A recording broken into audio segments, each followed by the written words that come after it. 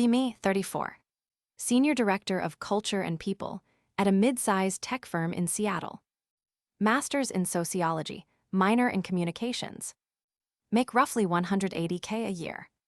Identify as sapiosexual, ethically non-monogamous in theory, and deeply politically aware. My life is a curated exhibit of modern success.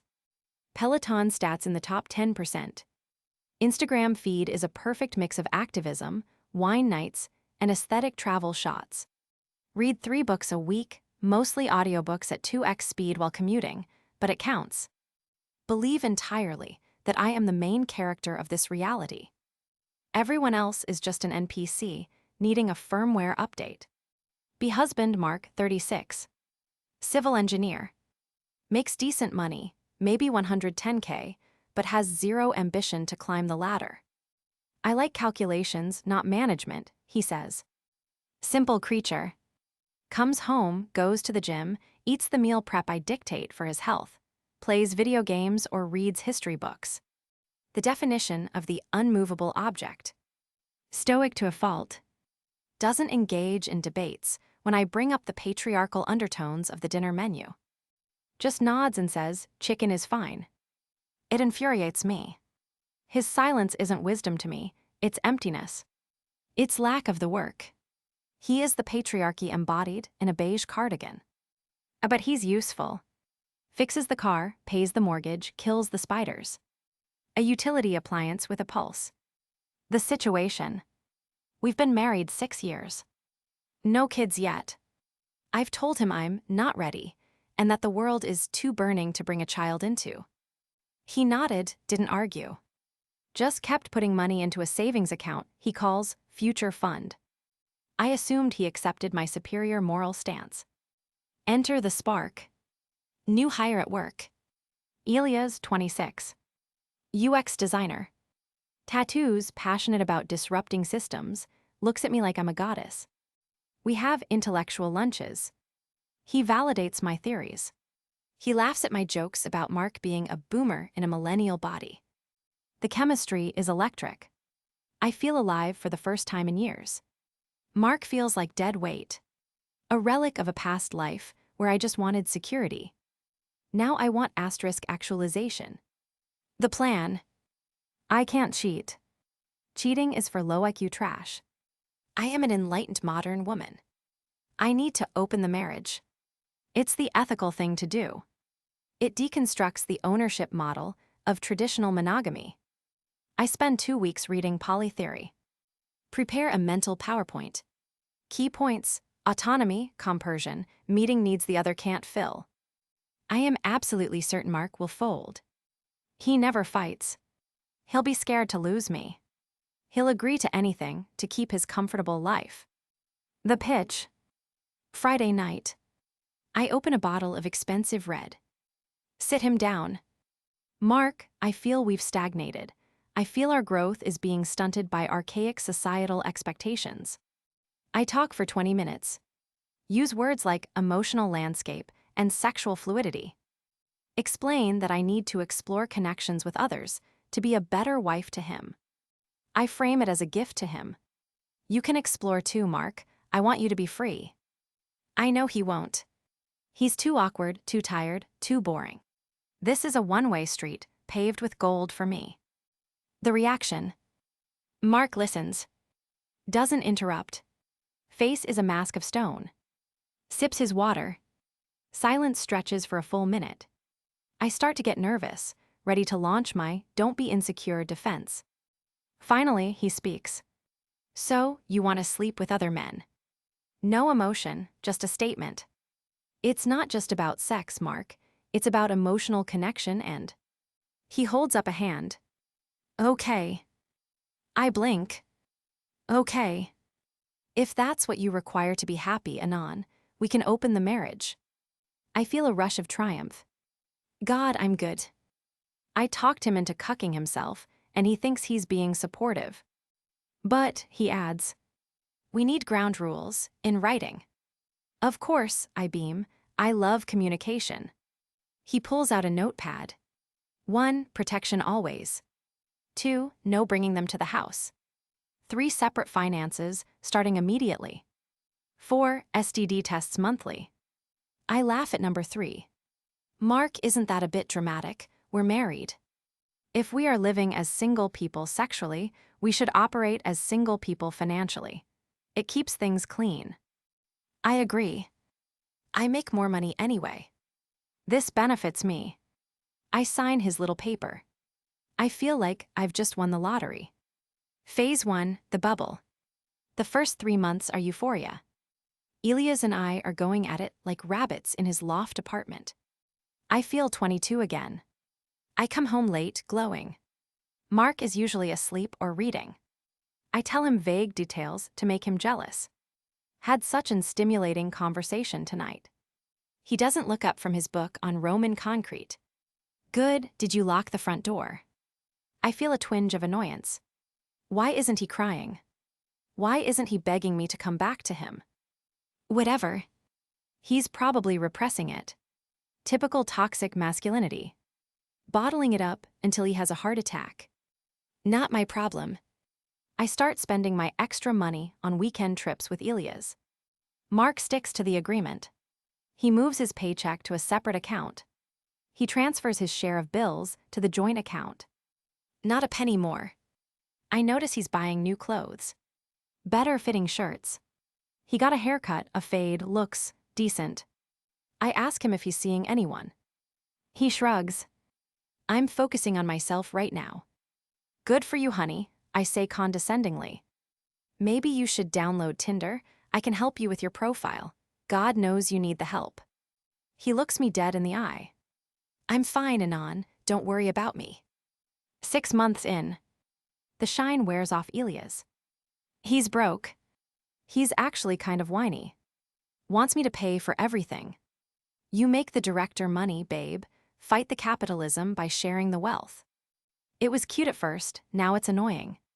I start missing the stability of Mark. I decide to dial it back a bit. Spend a Friday night at home. Mark isn't there. 7 p.m., no Mark. 9 p.m., no Mark. I text him, where are you? Reply, out. I feel a spike of rage. I go out, he stays home. That's the dynamic. He comes home at 11:30 p.m. Smells like expensive perfume. And cigar smoke. Where were you? I demand, hands on hips. Socializing, he says, taking off his shoes. With who? Friends.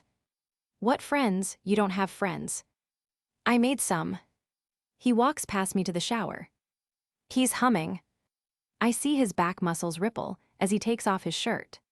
Since when does he have back definition? Phase 2, the collision. Paranoia sets in. I snoop, obviously. I check the joint account, nothing unusual. I can't check his personal account. I check his phone while he's in the shower. Passcode changed. It used to be 1234, now it's 6 digits. Mark, what's your passcode? I need to check the weather. Use your own phone. Why are you being secretive? Is this toxic behavior? He steps out of the bathroom, towel around his waist. He looks strong, assertive. We have an agreement, Anon. Privacy was implied. Do I check your phone? No, but. Then respect the boundary you asked for. He uses my own therapy speak against me. It's infuriating. Work becomes stressful. My department is under review. ROI on diversity initiatives isn't clear, says the CEO. I'm fighting for my budget. Elias is useless. He's actually dragging my team down. I need support. I come home to vent to Mark. They just don't understand the systemic necessity of. Mark cuts me off. I have to be up at 5 a.m. for a site visit. Can we do this later? He closes the bedroom door. The guest bedroom door. He moved into the guest room 2 weeks ago. For better sleep hygiene, he claimed. I'm sleeping alone in our master bed. It feels cold. I decide to end the experiment. I'm bored of Elias. I want my obedient husband back. I want to reestablish dominance. Plus, I'm 35 next month. My mother made a comment about my eggs drying up. It pissed me off because it's true. I decide it's time for a baby. That will lock Mark back in. He always wanted to be a dad.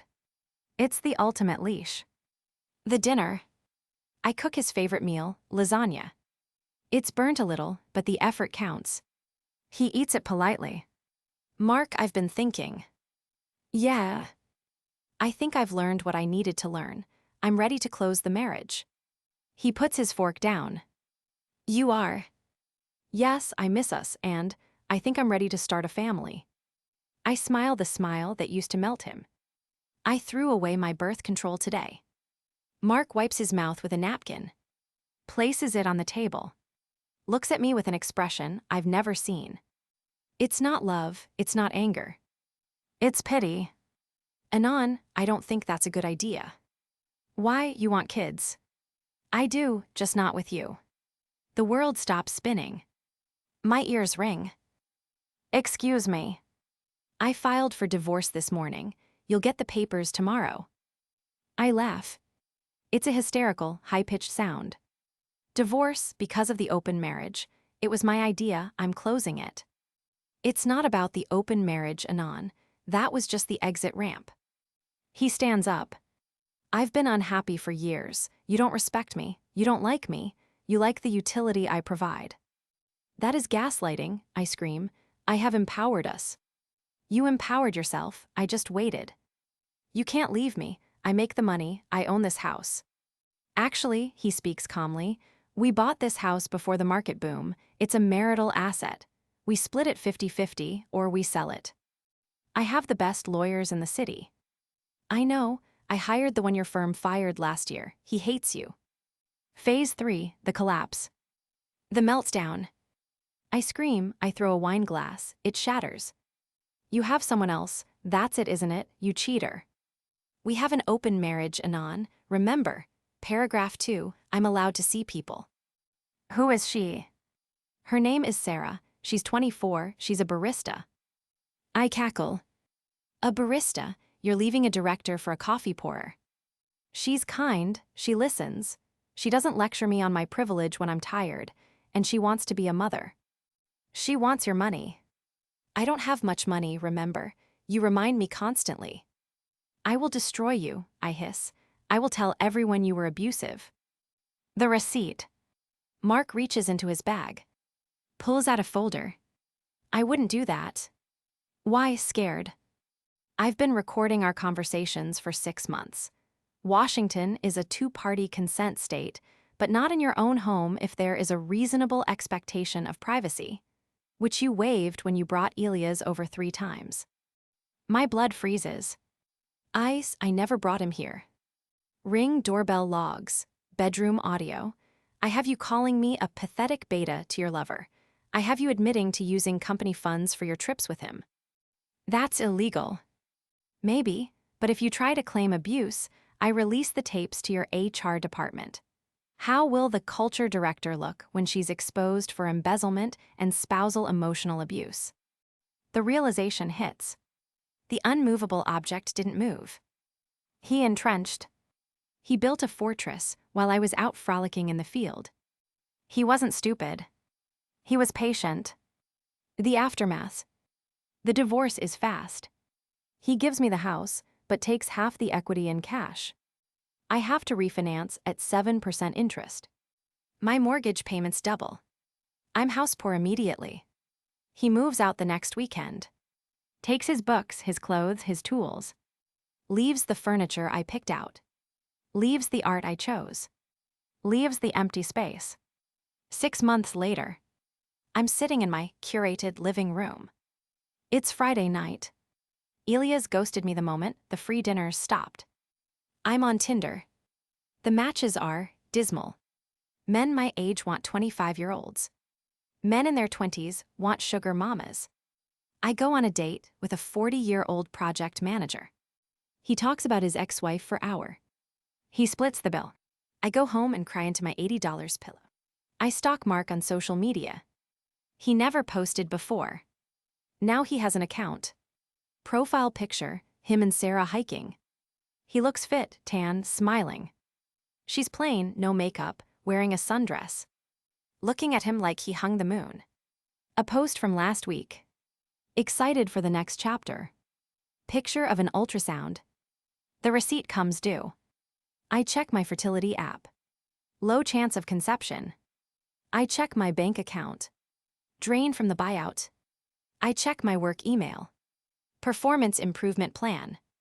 My team hates me. I snapped at them too many times. I sit in the silence. The house is huge. It's perfectly decorated. It echoes.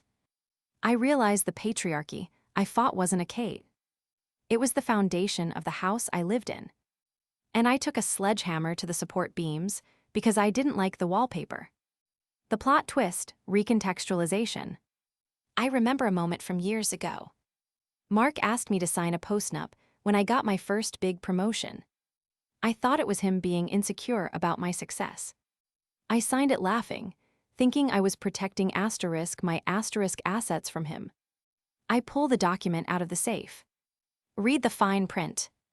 In the event of infidelity or dissolution of marriage, initiated by one party seeking non-monogamy. Clauses about asset division. Clauses about spousal support waivers. He didn't write this to trap me. He wrote this to protect himself from this exact moment. He knew who I was years ago. He just loved me enough to hope he was wrong. Until he wasn't. The ending. I open a bottle of wine. It's the cheap stuff now. I turn on the TV. Real Housewives of Somewhere.